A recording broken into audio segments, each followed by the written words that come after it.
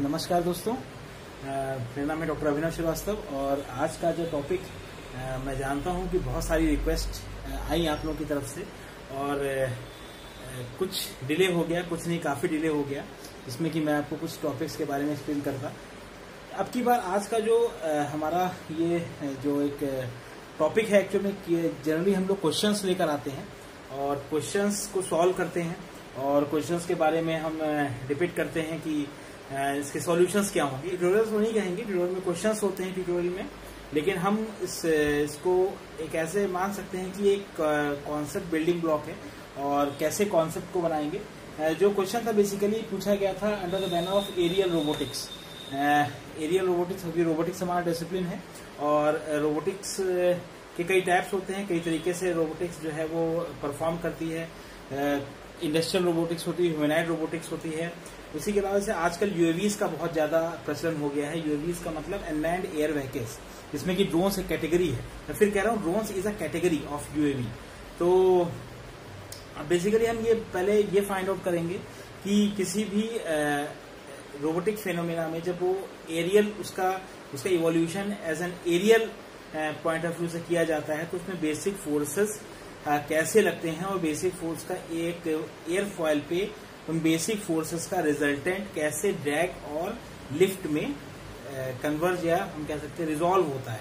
ये हम फोर्सेस जो हैं कंसीडर कर रहे हैं मूविंग पार्ट पे लगने वाले फोर्सेस, एरियल फोर्सेस। तो बात करते हैं इसलिए this is not a whole lecture, एक छोटा सा ग्लिम्स आपको मिल जाएगा। क्योंकि अगर हम बात करते हैं कि जनरली अगर हम यहाँ पे आप देख रहे होंगे, मैंने जितनी भी लिए हैं इनको एयरफॉयल्स कहा गया। I have called them airfoils. तो एयरफॉयल्स एक छोटा सा वो लीफलेट होती है जिस पर कि हम ये मान के चलते हैं कि क्या क्या फोर्सेस लग रहे हैं। उस लीफलेट पे हम अगर एनालाइज कर सकेंगे तो होल बॉडी पर हम उसको अप्लाई कर पाएंगे, इंटीग्रेट कर पाएंगे वीकन से। सो ये जो आप इस तरह से ये सब देख रहे हैं, दीज आर द लीफलेट्स, इनको हमने एयरफॉयल नाम दिया। यहाँ पर भी है, this is also the airfoil. तो अब पहले बात करते हैं हमें दिया क्या होता है और हमें यहाँ पर द थिंग इज कि जो हमसे पूछा जाता है, द थिंग इज कि ये एक लीफलेट है, एयरफॉयल है। इस पे जो दिए जाते हैं फोर्सेस, वो हम ये कह सकते हैं एक लेमैन जो एक पर्सन कुछ भी नहीं जानता है, वो ये जानता है कि किसी भी चीज पर दो तरह के फोर्सेस लगते हैं। एक फोर्स होता है उसका नॉर्मल फोर्स, एक होता है एक्सियल फोर्स। तो बात करते हैं अगर हम क्या निकाल रहे हैं, हम निकालना हमारा मेन पर्पस क्या है। द मेन पर्पस इज कि एरोडायनेमिक्स में यूज होने वाले लिफ्ट एंड ड्रैग, इन लिफ्ट एंड ड्रैग को हम कंप्यूट कर सकें अगर हमारे पास n and a parameters are given. n and a parameters, what are the n, what is n, what is a। तो n is the normal force, that is normal force on the foil, this is the airfoil. इस पर जो normal force लगा है वो अगर n है और उसका एक्सियल फोर्स जो a है, अगर ये दोनों चीजें पता है तो हम इस फॉयल की ड्रैग एंड लिफ्ट कैसे निकालेंगे। This is the sole purpose of this lecture. क्योंकि ड्रैग और लिफ्ट को लेकर बहुत ज्यादा न्यूमेरिकल्स आते हैं और मैं कह सकता हूं कि इंजीनियरिंग पर्सपेक्ट में भी आते हैं। तो और मेन इंजीनियरिंग इंटरेस्ट के भी कह सकते हैं, इंजीनियरिंग इंटरेस्ट में भी आते हैं और इंजीनियरिंग के अंदर तो समाहित है। ठीक है, तो बात करते हैं कि अगर एक ऐसा फिनोमेना है जिसमें कि हमें उस फॉयल पे लगने वाला नॉर्मल फोर्स और उसका एक्सियल फोर्स जो उसकी सरफेस के पैरेलल लग रहा है वो अगर गिवन है, तो इससे हम लिफ्ट और ड्रैग को हम कैसे कंप्यूट कर पाएंगे। ठीक है, तो इसके साथ एक चीज और पता होनी चाहिए। द थिंग इज कि अगर हमें विंड वेलोसिटी पता है, जिसको हम कभी कभी कहते हैं फ्री स्ट्रीम वेलोसिटी, अगर विंड की वेलोसिटी जो इसकी तरफ आ रही है v इंफिनिटी, हमने इसको नाम दिया है, और इसको कॉर्ड कहते हैं, this line is called cord.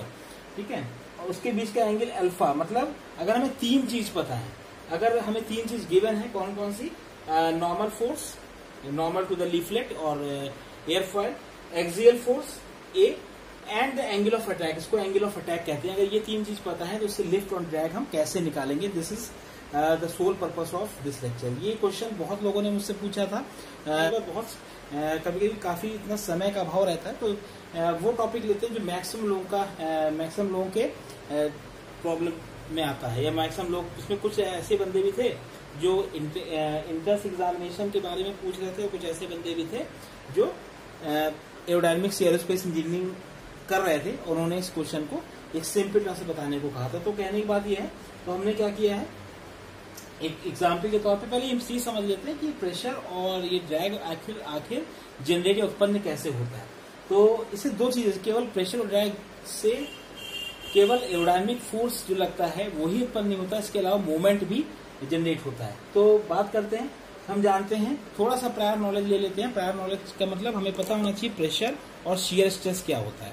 तो अगर हम बात करते हैं प्रेशर की, तो प्रेशर हम जानते हैं किसी this is the demo leaflet और वी कैन से एयरफॉयल, जिससे प्रेशर हमेशा परपेंडिकुलर लगता है और शियर स्ट्रेस हमेशा इस फॉयल के आपके टेंजेंशियल लगता है। ठीक है, करेगा मतलब क्षमता इसमें इसको इस फॉयल को एक तो resultant force R, that is the resultant of P and tau जो कि एरोडायनामिक फोर्स है, और साथ साथ एक मूवमेंट जो इस फॉयल को या इस एयर फॉयल को टिल्ट करेगा या रोटेट करेगा। मूवमेंट का मतलब क्या होता है, what is the movement of force, the force that has tendency to tilt a body around a point. ठीक है, तो अब इसे लिखा है मैंने कि दो तरह के फोर्स है, P is the pressure acting perpendicular to the body या surface, T is the shear stress tangential to the surface.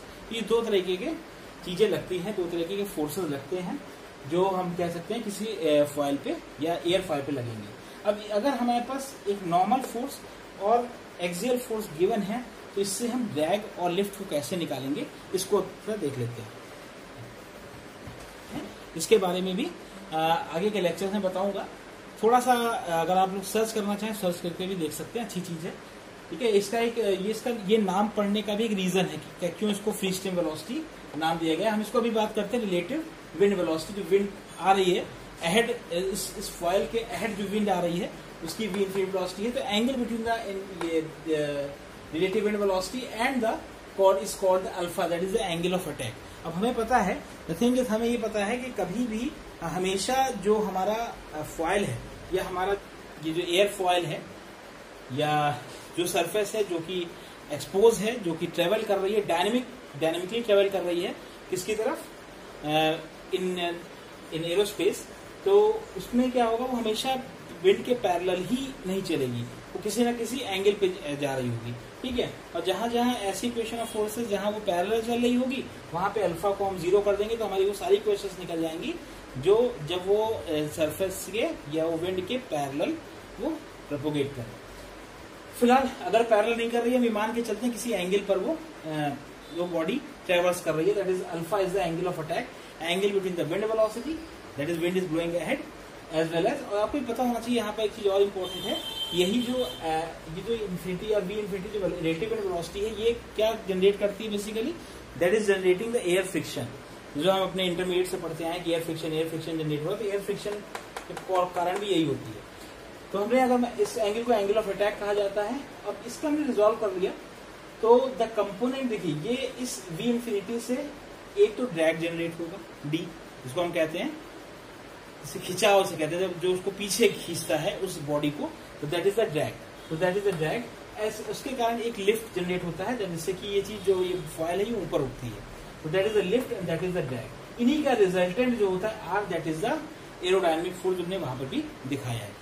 तो हमें ये दिस इज जो आर है, इसी के कंपोनेंट, इस आर के कंपोनेंट जो होते हैं यही होते हैं लिफ्ट और ड्रैग। अब यहाँ पे मैंने इसको थोड़ा सा वी कैन से कि हमने इसको कंपोनेंट में रिजॉल्व कर दिया है, इसको देखिएगा इंपॉर्टेंस है।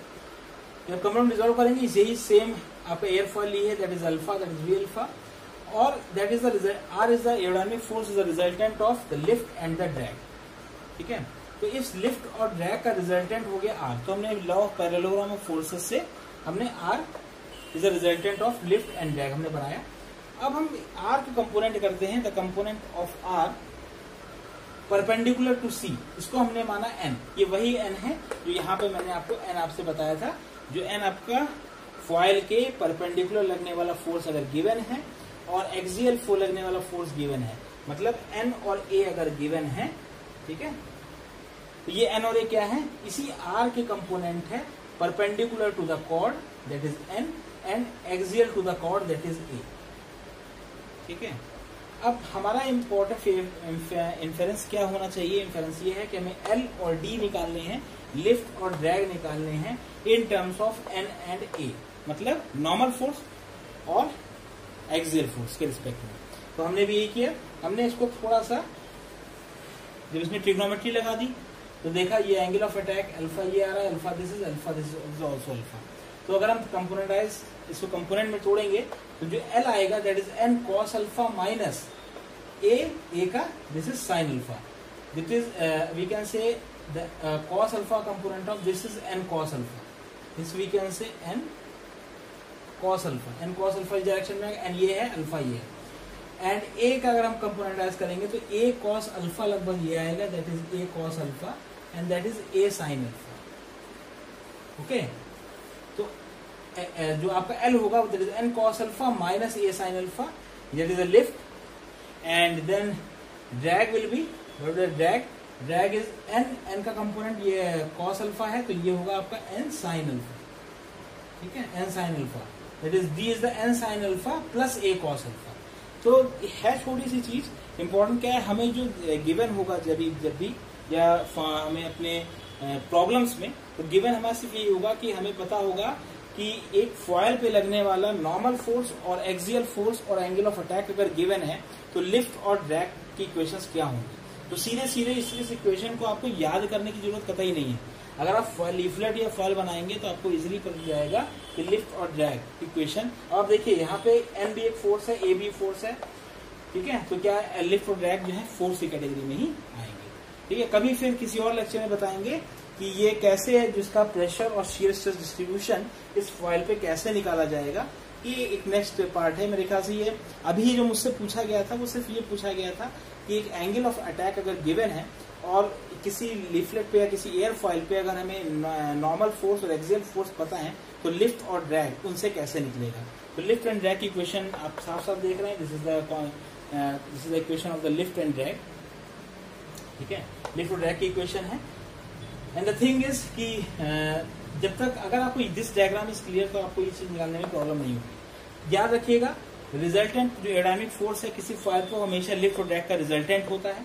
दूसरी बात क्या है कि N is the component of R, aerodynamic force perpendicular to the chord, and A is the component of R that is parallel to the chord C.